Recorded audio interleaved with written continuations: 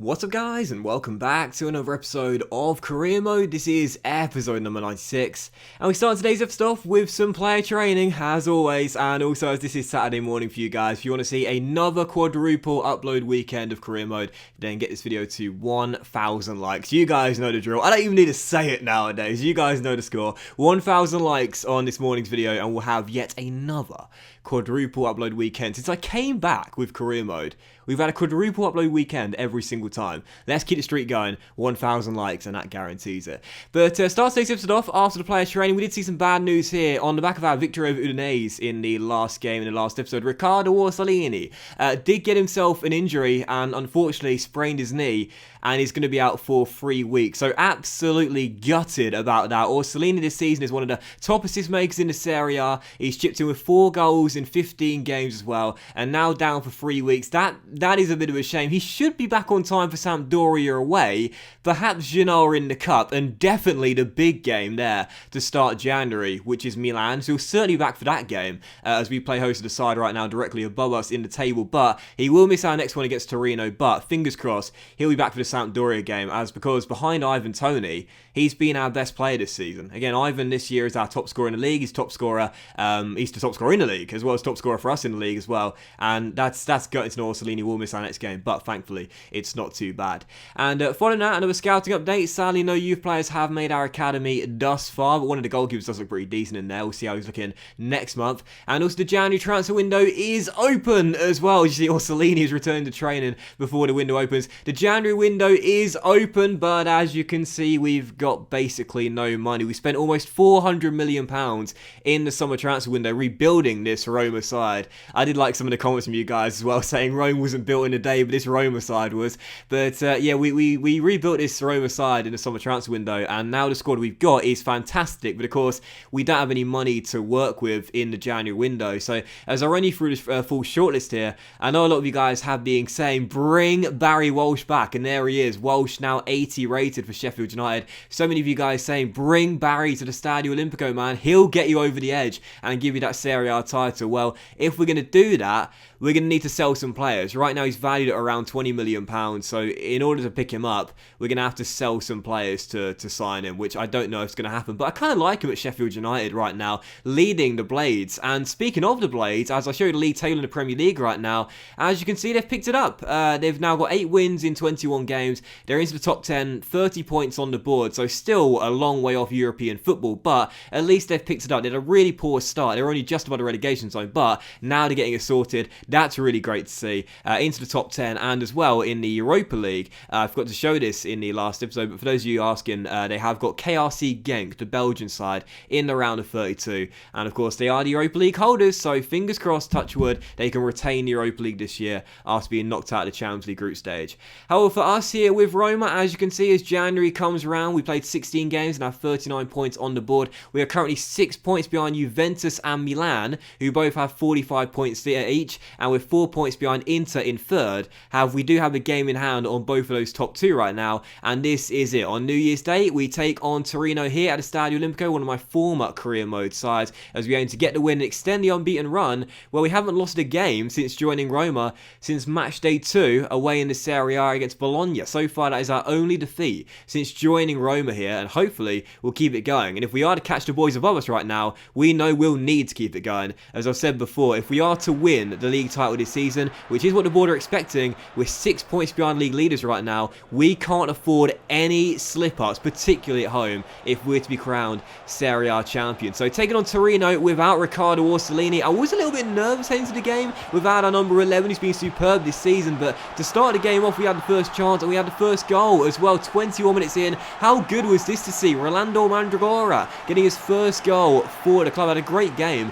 against his former team Udinese in our last match. Gets his first goal for his new side here. Keane plays it in, and Zaniolo, great awareness there to know Rolando's coming in, lays it off to him. And speaking of awareness, give Ivan Toney some credit as well.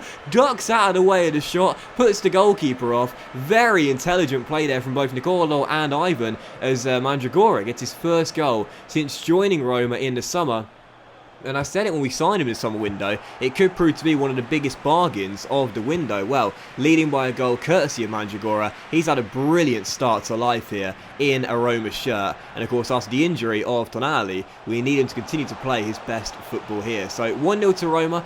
Soon after that, Paul Lopez was having a bit of a show-off moment, really. Zach Steffen launching a ball forward there, going for a Dean Henderson or Paulo Gazzaniga-style goalkeeper assist. Great awareness from Lopez as it was still 1-0. And just what a break. I didn't notice this, but Šorić just picked up an injury at some point as the American Steffen denies him. It's still 1-0, but the Croatian went down, as you'll see come the end of the game, does have a minor injury. So still leading by a goal, and that was how the game would finish as well. Final score, Roma 1, Torino 0. We do get the 3 points here. It wasn't exactly our best performance in terms of getting the goals, but it was in terms of creating chances. We had so many opportunities in that game, and really, whilst I gave the champagne to Mandragora, I think I should have invited Zach Steffen into the home dressing room and said, pull yourself up a seat, mate. You deserve a glass after that. He made some amazing saves in that game, and thankfully you see there the Šorić injury is just a 5-day one with a bruised shoulder, so that's good to see. It's only going to be a 5-day injury for our Croatian camp, who this season has done pretty well in limited minutes. Just take a look at the top scorer charts here after the game. Whilst Tony did fire a blank, he is still top of the top scorer charts with 15 goals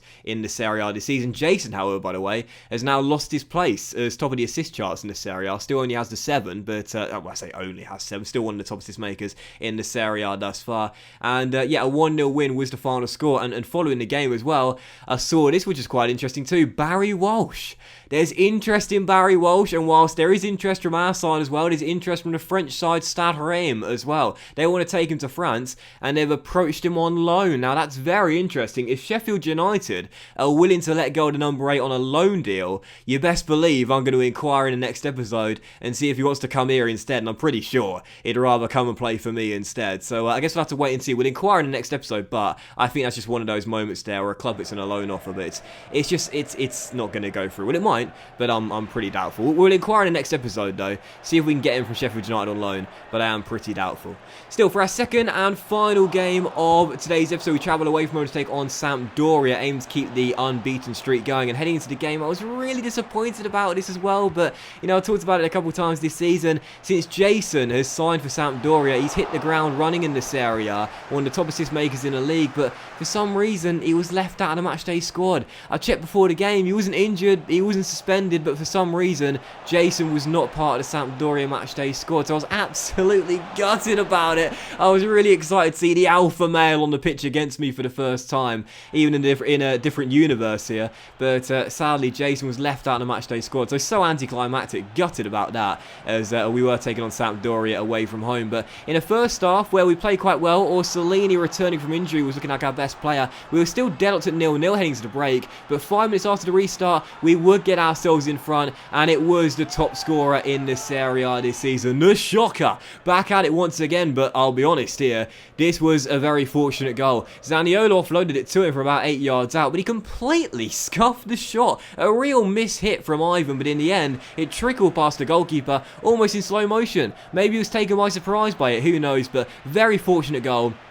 1-0 to Roma, Ivan back on the score sheet, and he would turn provider 15 minutes later as he sets up Zaniolo and said, cheers for assisting me earlier, I'll give you one back. Rolls it through to the captain after a lovely little fake shot and turn to jink past the defender, rolls it through to our skipper, and our number 8 smacks it in at the near post to make it Sampdoria 0, Roma 2. So 2 goals in 15 minutes in the second half, and after a first half where we played well, but just didn't have our finishing boots on, it was good to know we'd laced them up in the dressing room at half-time. Much better in the second half, leading by 2 and surely on course for the 3 points, but oh, it's happened again with 6 minutes to go. This hasn't happened actually in a couple of seasons now, but I do give our opponents a goal by pressing X and repeatedly tapping X as the ball goes out for a goal kick just to get play restarted quickly. It does seem to happen quite a bit this year offline on Ultimate Difficulty. The AI opposition forwards tend to lurk a little bit more compared to how they used to in previous FIFAs and try and hope for a slip up. That's what happened here. I gave the ball away with Paul Lopez, and this is when you know it's AI on Ultimate.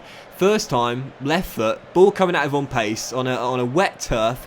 and he just chips it inch perfect in off the post. I mean, that was literally unbelievable from Diao there. But the game did finish that way. Final score, Sampdoria 1, Roma 2. So whilst we do surrender the clean sheet and once again only win by 1, the most important thing is we did win the game. Back-to-back wins for Roma as we extend the win streak in this area. If we are to win this title, we'll need to keep on being perfect. But we have now cut the gap on Juventus to just 3 points as we approach the halfway point of this season. But that will end today's episode of Career Mode, guys. So big thank you for watching. Really hope you have enjoyed it. And if you did enjoy today's episode, then please do drop a like. Much love to you all. Have a fantastic day. And don't forget, 1,000 likes and we'll have another quadruple upload weekend today featuring the very next episode where we take on Milan in a massive 4th vs 3rd battle at the Stadio Olimpico. And hopefully I'll see you for it later on tonight.